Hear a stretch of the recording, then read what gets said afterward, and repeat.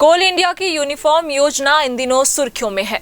वजह कर्मचारियों की ड्रेस नहीं बल्कि ड्रेस के नाम पर चल रहे कथित बिलिंग फैशन शो है। नमस्कार, मैं हूं निशा शर्मा और आप देख रहे हैं राष्ट्रीय जगत विजन न्यूज। अंधेरे से खोद लाते हम उजाले खुशियों के, चट्टाने फोड़ जुटाते हम ईंधन लाखों के। हम हैं कोल इंडिया, कोल इंडिया हम।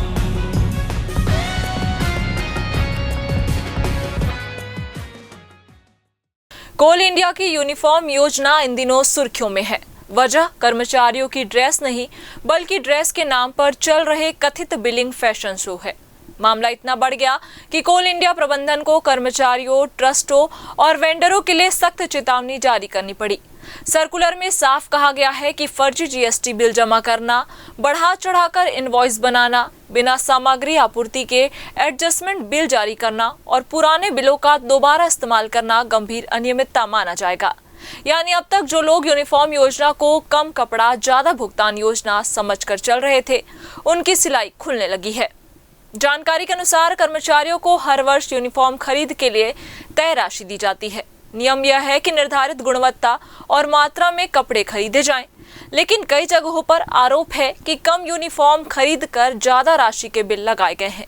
कुछ मामलों में तो ऐसा भी बताया जा रहा है कि कपड़े की गुणवत्ता इतनी कमजोर थी कि यूनिफॉर्म से ज्यादा मजबूत उसका बिल निकला।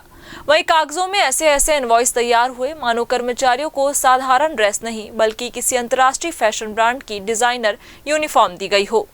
शिकायत में यह भी सामने आया है कि कुछ जगह बिना वास्तविक सप्लाई के ही बिल जारी कर दिए गए, यानी कपड़ा आया या नहीं यह बात की बात रही, लेकिन भुगतान का रास्ता पहले से प्रेस करके रखा गया था। व्यंग्य यह है कि मजदूर खदान में पसीना बहा रहे हैं और कुछ लोग फाइलों में सिलाई कढ़ाई कर रहे हैं। सूत्रों की माने तो ऐसा खेल केवल 1-2 जगह तक सीमित नहीं है। एससीसीएल के कई एरिया में भी यूनिफॉर्म खरीद को लेकर अंदर खाने चर्चाएं तेज है। कर्मचारियों के बीच यह सवाल उठने लगा है कि आखिर हर साल ड्रेस योजना में खर्च का आंकड़ा बढ़ता कैसे जाता है, जबकि जमीनी स्तर पर गुणवत्ता और पारदर्शिता पर सवाल बने रहते हैं।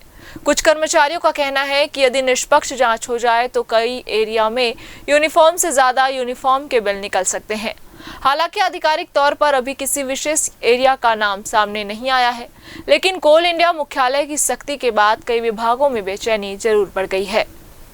कोल इंडिया ने स्पष्ट किया है कि कंपनी और उसकी सहायक इकाइयों को यूनिफॉर्म की भौतिक जांच, जीएसटी पोर्टल से सत्यापन, रिकॉर्ड ऑडिट और वित्तीय निरीक्षण का पूरा अधिकार है। भविष्य में किसी भी गड़बड़ी पर बिना पूर्व सूचना के कार्रवाई की जा सकती है। फर्जी बिल बनाने वाले कर्मचारियों, बिना वास्तविक बिक्री के इनवॉइस जारी करने वाले वेंडरों और नियमों का उल्लंघन करने वालों पर विभागीय कार्रवाई के साथ कानूनी शिकंजा भी कस सकता है।